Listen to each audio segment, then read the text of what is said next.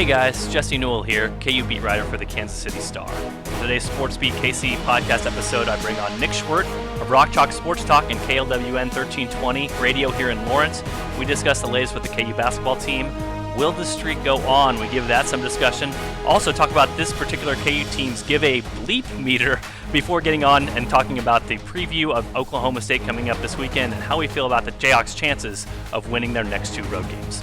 Without further ado, let's get to our conversation with Nick Schwerdt of Rock Chalk Sports Talk. Happy to have Nick back on the podcast this week. Nick, how you doing? I am doing fantastic, Jesse. Always better when I hear your voice. Oh, that is so not true. Isn't that a good way to start the podcast? It is a good way to start the podcast. It's an absolute lie, but it's still a good way to start the podcast, I guess. It's fine, man. Whatever. I like you give me a hard time all the time because you think I'm just like this empty radio personality who just throws out takes without any substance or without really meaning anything. So I guess that's perfectly on brand for me. That's actually not the truth. I tell everybody to listen to you because you are entertaining and you are insightful. And say you talk to me. When you talk to me, that's different. You don't ever say those nice things to me. You say it to other people, which I guess is fine. That's different. No, I will give you this compliment, Nick. I am one of those people that can very reflectively or reflexively turn off sports talk radio just because if people talk in a certain way or with a certain amount of intelligence about a certain topic, I just can't take it. But I will give you a big compliment. That never happens with your show. So there you go. I will say that to your face. I appreciate that. And you know what? I always read every single piece that you put out. Never missed an article from Jesse Newell. Well, man, we better get to something else here before everybody else tunes out on this podcast. KU basketball. We will talk KU basketball right now. Hey, let's start with the streak. We're all going to talk about the streak until it is completely dead. It was on life support at Allen Fieldhouse when K-State took on an early lead and looked like it might have a good night at Allen Fieldhouse. KU ends up winning, and that's what I expected at least in the quick scout, and now their hopes are still there for the Big 12 title. Last time I looked at some of the simulators, KU's about 22% to share the Big 12 title, so give me your thoughts on the streak, and I guess most importantly, Nick, what do you think the chances are that KU can run the table here and make this interesting? Well, that's the question. That's the way you have to frame it, because I think what a lot of people, I've heard people talk about over the past 24 hours as it relates to the streak is, well, Kansas State could drop one of these final three and Texas Tech could certainly drop one of these final four, which I think both of those are true. But the real question is, okay, will the door be open? Will those teams leave the door open for Kansas to have an opportunity? I think so. Will Kansas be able to run the table and take advantage of that opportunity? That is the question that I think is more difficult to answer because on paper, both of these road games remaining, KU should win both of them. They're better than both of those teams. They should be able to go to Stillwater and get a win on Saturday. They're going to be favored in that game, and you would expect them to win. But they're also 2-7 so far on the road this season. You're basically asking them, not basically, you are exactly asking them to double their road win total over the next week compared to what they've done in the last 4 months. I think that's a really tough ask, despite however you may feel about this team and the direction that they're headed. I think two big concerns if you're a Kansas fan looking at this. Number one, Oklahoma State obviously has not played well as of late. But Bill Self just struggles at Gallagher-Iba. I mean, there's been teams like this that Oklahoma State's had where you're like, all right, KU's going to sleepwalk through there, get the victory. And Oklahoma State has taken it to KU in Stillwater. And if we look just statistically at the numbers, Stillwater's the toughest place that Bill Self's ever had to go to in terms of road atmospheres. And you wouldn't think that because usually it's half full. It's not the fan base of a Kansas State or an Iowa State where those teams really get up for Kansas. But this has been a difficult place for KU to play, coming off a big victory, all those sorts of things. And then not to mention the fact Oklahoma State shoots a bunch of threes, which kind of makes you hold your breath, I think, if you're a Kansas fan. All those things go into it. You say, okay, this sort of game at least has some scare factor to it, and this is not the sort of dominant Kansas team where, I mean, this isn't a top 5 team. You know, they can't really go out to any road game right now and expect to win based on how they played in the past. And then Oklahoma, I think the danger with that one is that Oklahoma's better than people think, just because they might be the 8th best team in the Big 12, but the 8th best team in the Big 12 might be the 40th best team in the nation. So when you look at the Sooners, they've had some losses, but that's just because I think the Big 12 has a very tough schedule if you're in the Big 12. You get the home game at Baylor or against Baylor after that. I think KU wins that game. I mean, that's one of those. If KU has to win a home game against Baylor, KU will win a home game against Baylor. But these next two games, I think they're scary in their own ways for Kansas, and we'll see if the Jayhawks can grind through. Because I'm with you. I think if KU takes care of its business, I think there's a good chance that Texas Tech and K-State both falter in the next 2 weeks. What would you put a percentage on KU's chances of winning these next two games on the road?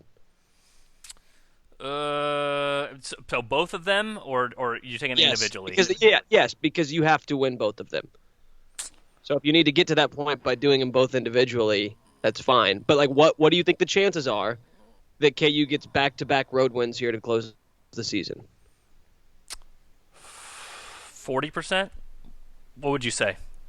I'd probably go a little bit lower than that. Yeah. I'd probably say 35. But okay, probably about right. Splitting at that point. That to me is what it's going to come down to, because I really do not expect Kansas State to run the table. I don't expect Texas Tech. So I think the opportunity will be there.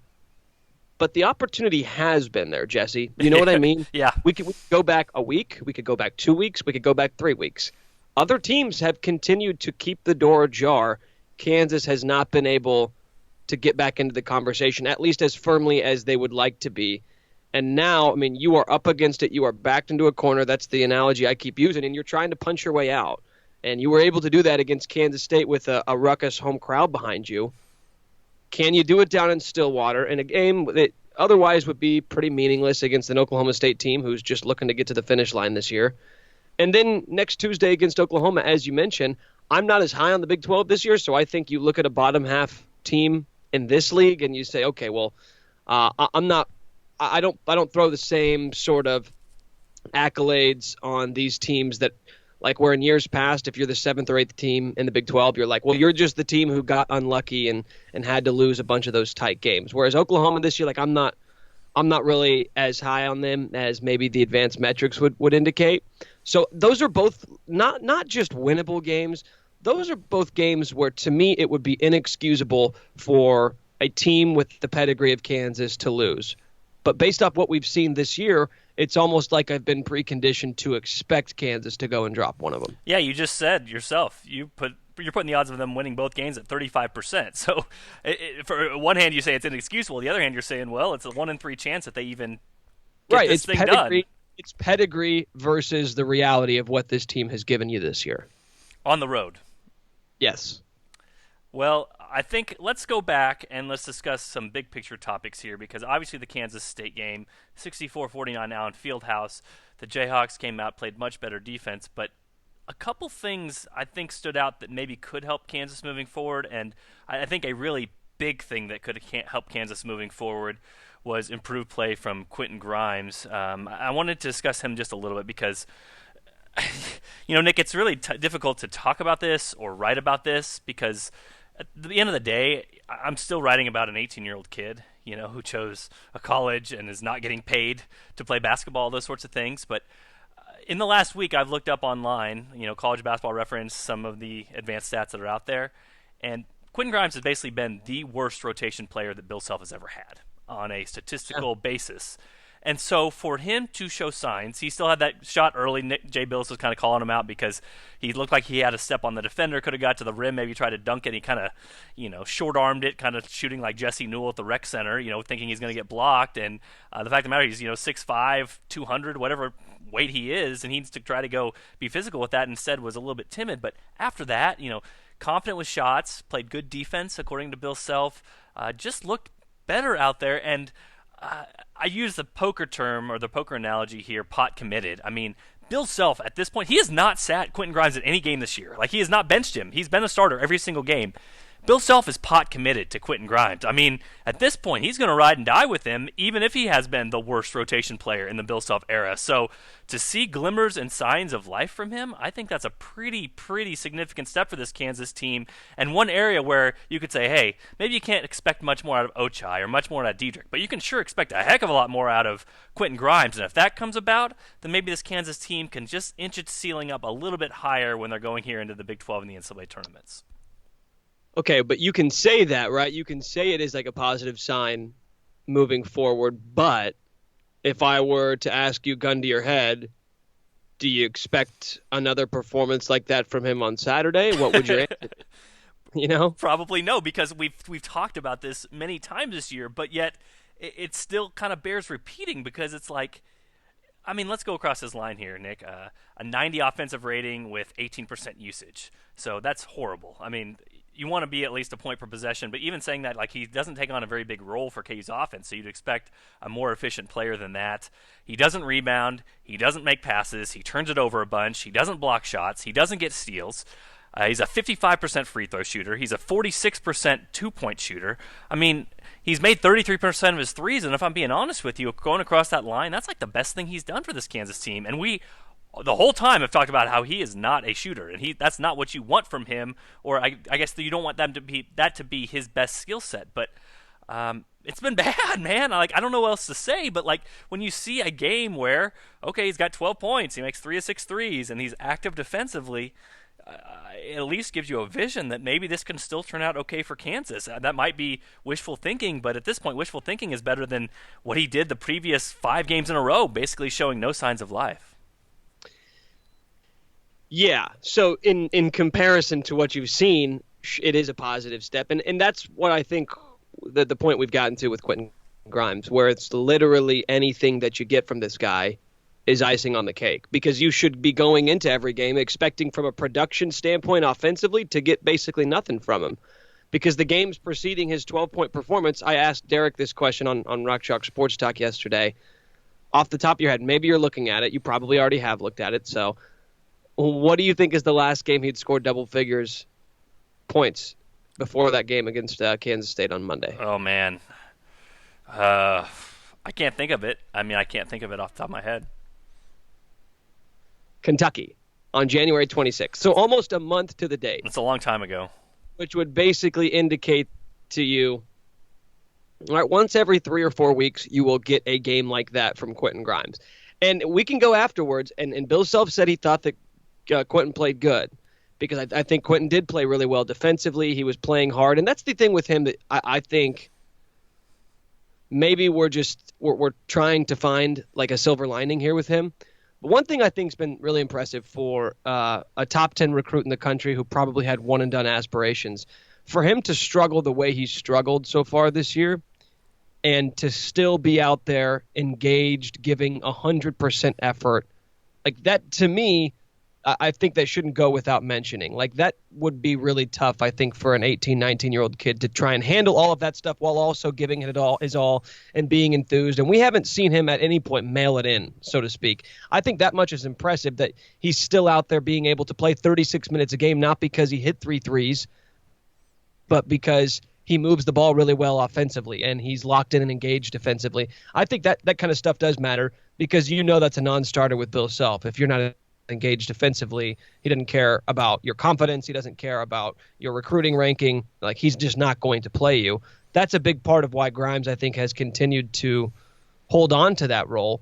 But if he doesn't hit those 3 threes, with all that being said, if he doesn't hit those 3 threes on Monday, is anybody talking about his performance afterwards? I don't know, but he did hit them, and it's important that he does hit them. I just know that with KU and how they have to play and how they've been better, as we talked about, when they're hitting 3-point shots and taking more 3-point shots.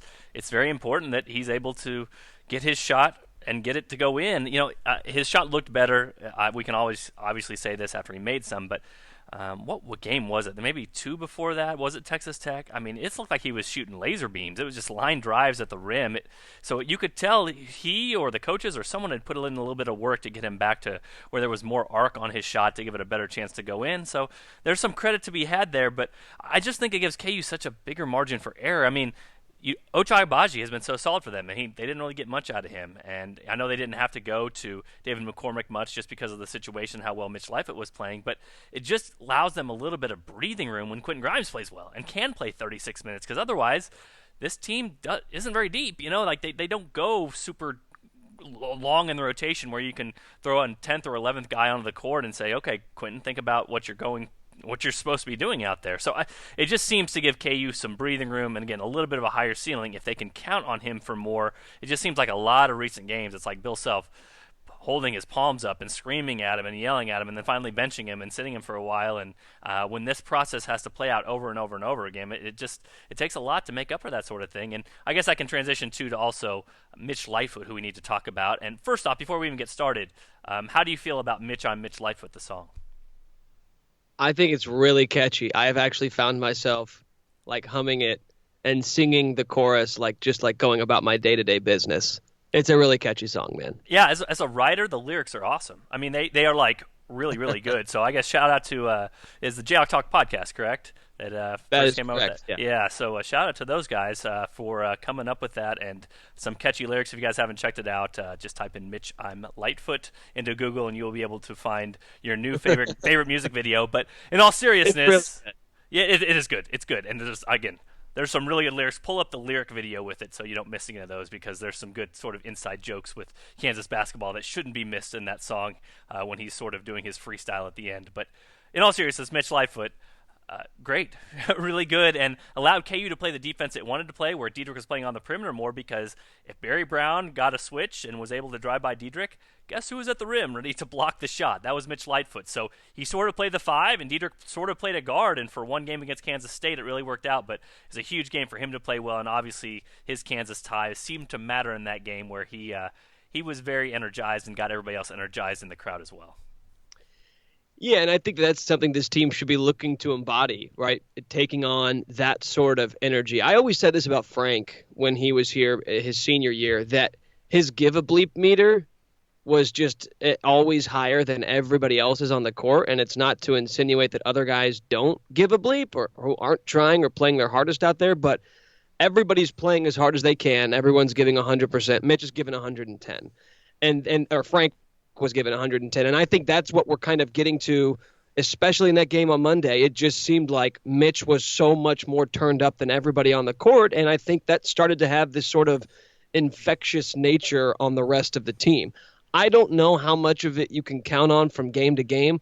The guy sitting next to me happened to be a K-State reporter, and he leaned in at one point during the game, and he said, "Why isn't Lightfoot starting?" And I kind of laughed because it just seemed like it was a funny question to be asked. Like, well, I mean, come on. And then I thought about it, and I go, well, not that I was really trying to rack my brain over why he's not starting, but I just couldn't come up with the argument as to why. Maybe you're not getting the full picture. I was like, well, you know what? I mean, when he's out there, the more that's been asked of him this year, it seems like the better that he's been. And that was never more evident than on Monday night. I don't know if I count on it from game to game, because he played, 11 minutes in the loss to Texas Tech. So who knows what'll be the case on Saturday against Oklahoma State. But in a season where you're just desperately looking for an identity, I feel like you do have a tendency to latch on to whatever positives you get in that regard. And I wonder if Bill Self and that staff didn't see something on Monday that they're going to try and take advantage of moving forward with Mitch. Because, I mean, from a defensive standpoint, as you mentioned, from an energy standpoint, I think he kind of embodies everything this team should want to be.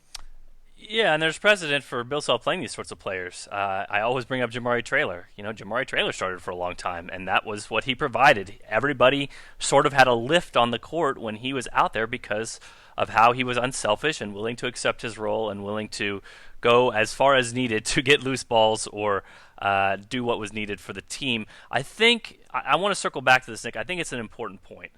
The give-a-bleep meter, and I don't want this to come across as criticism. I really don't. But I want you to tell me if I'm sensing this correctly. I'm looking up right now on KenPom, which you're shocked that one of my tabs right now open is the Kansas KenPom page. Minutes continuity from last year to this year. What do you think KU ranks at out of 352 teams? Wait, are you going to tell me what it was last year first? I can, if you want me to. I can. That's I need a point of reference here. Minutes continuity last year was 202nd for Kansas. Okay, and there's 351 teams? Yeah, 352, I believe. Okay. Well, I'm going to say it's lower than last year. So there were 200 and what would you say? 202nd? 202nd. Okay. I'm going to say this year they are 264th. Close, really close. 294th. And it's sort of what I've been talking to a lot of people about on the radio when I get these interviews. Is basically Kansas. I keep saying, well, Kansas always thrives in these situations down the stretch in the Big 12, but yet who on Kansas has been in this situation before? I mean, go down the line. Who has been in this situation before with Kansas and has played games down the stretch in the Big 12 that's currently on the roster? Mitch Lightfoot? Marcus Garrett? Anyone else? No. So it's sort of crazy to me, Nick, when you talk about the give-a-bleep meter. It was sort of funny. I think you were there with me next to Diedrich Lawson, and he was asked, like, hey, are people talking to you about the streak, and are the people saying, hey, you have to keep this thing going? And Diedrich kind of laughed and said, and Diedrich, great personality. I love his honest answers. He's a funny as heck guy. But he sort of laughed and said, no, there was some lady who came up to me at the restaurant the other day and said, hey, you guys hang in there. And, he sort of smiled kind of like, we're still 20-6 or 21-6 or whatever. But he said, I thanked her and everything. But, yeah, we put pressure on ourselves. We're taking this one game at a time, all those cliches. But I think there's something to be said about this team. When you only have two players and neither one of them are starters, how high or how invested or what is the give-a-bleep meter? Because I'm not saying they don't want to win the Big 12, and I'm not saying it doesn't mean anything to them. All those things, saying that would be unfair to these guys.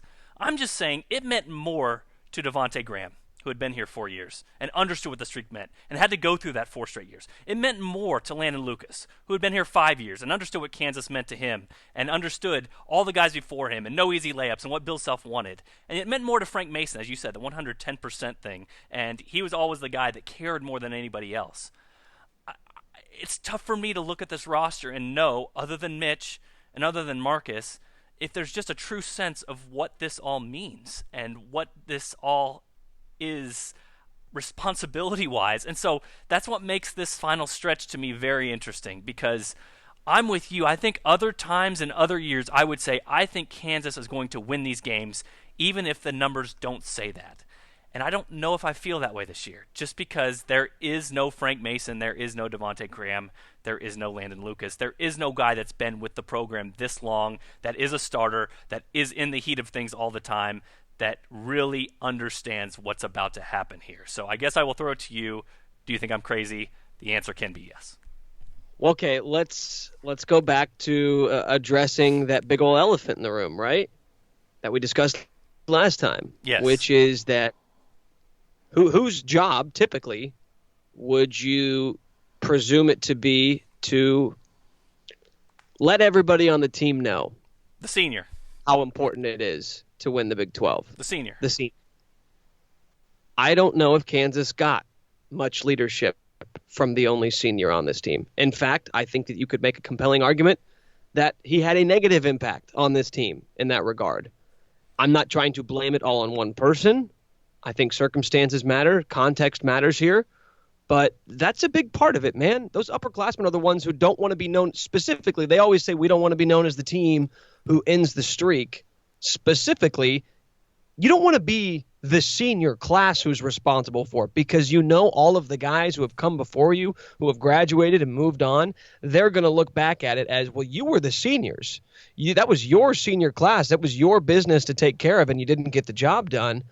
Like, wouldn't that make perfect sense to look back on this team and be like, oh, well, they only had one senior, and it was LeGerald Vick, and he left the team in early February, and at this point, I presume he left it and never returned. Like, that's, to me, that's a big part of everything that you talk about with the streak and knowing what it means. Yeah, it's just even things like, Devontae Graham having to FaceTime, and again, great on him for doing it, but like, hey guys, get going, and sort of rallying this team. It has a different feel to me. And I think what's made Kansas special in the last few years is that they've had that one or two guys where, like Mitch, I mean, that just bleed Kansas. They understand the significance. They understand the teammates that came before them. They understand the streak. They understand Bill Self and what he wants. They understand what Kansas is about. They understand the things that Bill Self values, and that becomes important to them as well. This is just a different year, man. I mean, it's just, and it had to be, because when you got a 9-man rotation and 7 of those guys did not play for you on the court last year, That's different. I mean, that's just not going to be the same. And I do not want this to be taken as a criticism of the current players because, come to think of it, and I thought of this as you were talking about this, like Devon Dotson might be one of the most competitive players that KU's ever had. I mean, this guy basically came out after the Arizona State game almost in tears, and I was just like, "Whoa!" Like, hey, this is like a non-conference game in December. Like, it's okay. But he's not used to losing, and Bill Self even spoke to it a little bit after the Kansas State game. Like, he was so amped up that like he wasn't smiling, he wasn't himself in the first half, and like really, really competitive. And once he loosened up and kind of relaxed a little bit, played better. So I don't want to say this team isn't filled with competitors or that they don't care, because that is absolutely not the case. I'm just saying I think it's a little bit different when you feel more invested. And I'm not sure that this team is one of the most invested in the program because they don't have those 3 or 4 guys that have been there and they're juniors and that are seniors and have talked to the old guys and understand the significance that all of this plays. So it's not a criticism, it's just more of a fact. And I think that might be something that is interesting about this year's team, and it's interesting as they try to get this to 15 years. And if they do get it to 15 years, it's something we might look back upon and say, hey, that really was a pretty good feat for them to rally down the stretch, because this roster didn't look like any other Bill Self roster. I think that's an important distinction to make, that it's a fact as opposed to a criticism. Like, because I agree with everything you said, and it's not to say like it's not like point fingers and blame. It's just like, this is the reality. Yeah. This is the reality of this team. And I wonder, and I'll always wonder this, as opposed to, I used to think, what would Bill Self do? Like, if he could go back in time, would he have still brought Lajelvik back? I think going back on it, the answer would probably be no. But there's a part of me that wonders, what was the number one deciding factor that led him to bringing Vic back? Was it shooting? Was it leadership? Was it wanting to give a guy a second chance? Because that, to me, like, that's, I don't know if it matters, but it's really interesting to me, because if the answer were he was a senior and you thought that he could provide some of those leadership aspects that this team would be lacking with so many underclassmen and people who haven't played for Bill Self before, I wonder if he felt like at the time, like, what else am I to do, right? This guy maybe hasn't shown in the past to be a great natural leader, but kind of stuck between a rock and a hard place, which is just, I don't know, it's just one of those fascinating decisions that I'm always going to wonder about. And also something to watch down the stretch, because of all these things I just said. We saw Mitch Lightfoot and Marcus Garrett streak on the line, play a lot of minutes against Kansas State.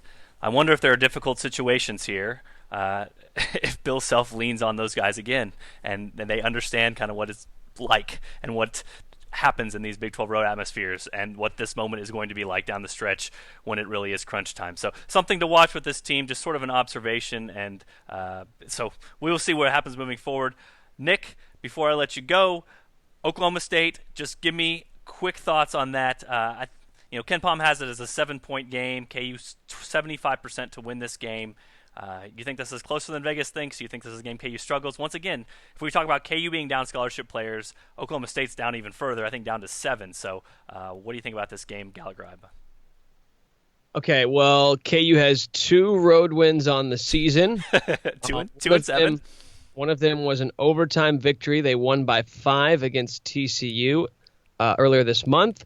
One of them was about a month and a half ago in Waco. They led by a lot, ended up letting Baylor back into it, won that game by 5 points. So, Jesse, in a roundabout way, to answer your question, do I think this game will be closer than Vegas and the analytics expect it to be? Of course I do, because I am not going to bank on something happening that hasn't happened all year, which would be KU pulling away from a team down the stretch on the road. I do think KU will win, but much has been the case all year. I expect them to make it very interesting. Should be a fun thing to watch here the last 3 games in the last 2 weeks of the Big 12 season. This is a race, and that doesn't always happen with Kansas here when it comes to the Big 12 streak. Well, he's Nick Schwerdt of Rock Chalk Sports Talk, 1320 KLWN in Lawrence. Be sure to check out his podcast. I'm Jesse Newell. Thanks for checking out the Sports Beat KC podcast, and be sure to tune in for another episode next week.